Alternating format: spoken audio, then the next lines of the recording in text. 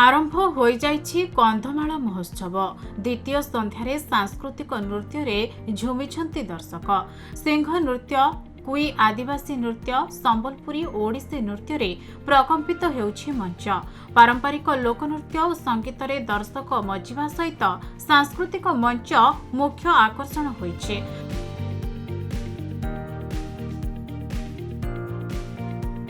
मार्च 21 तारिख फुलबाणीर कंधमाल स्टाडियम ठारे रंगारंग परिवेश मध्य आरंभ होइथिबा कंधमाल महोत्सव और पल्लीश्री मेलार शनिवार थिला द्वितीय संध्या।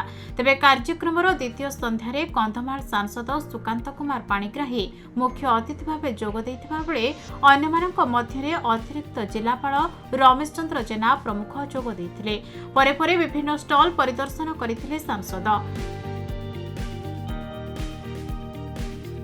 गायिका बर्णाली होतांक गीतरे दर्शक झुमिथिबा बेले एपरि लोक महोत्सव समस्तଙ୍କୁ आकर्षित करुछि एवं कला संस्कृति परंपरा को गतिशील करुछि बोली कहिसंती सांसद।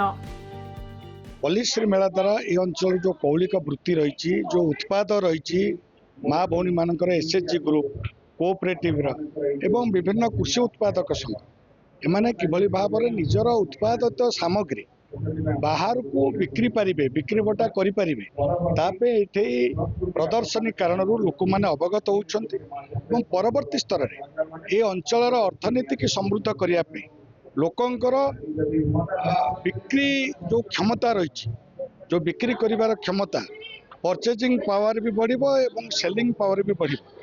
तेबे ए दृष्टि पल्लीश्री मेला जेहेतु होउछि ये गोटे बड़ इनिशिएटिव जे आम अंचल होउतबा विभिन्न उत्पाद ए कंधमाल जोटा विशेषता, तेणु आम अंचलर जीवन जीविका सहित ए अंचलर संस्कृति की जोड़ी करी आगो को विश्व दरबार रे किभली कंधमाल विदित हबो तार ये गोटे प्रयास कंधमाल महोत्सव। फुलबाणीरू सदाशिव पात्रଙ୍କ रिपोर्ट, खबर ओडिशा।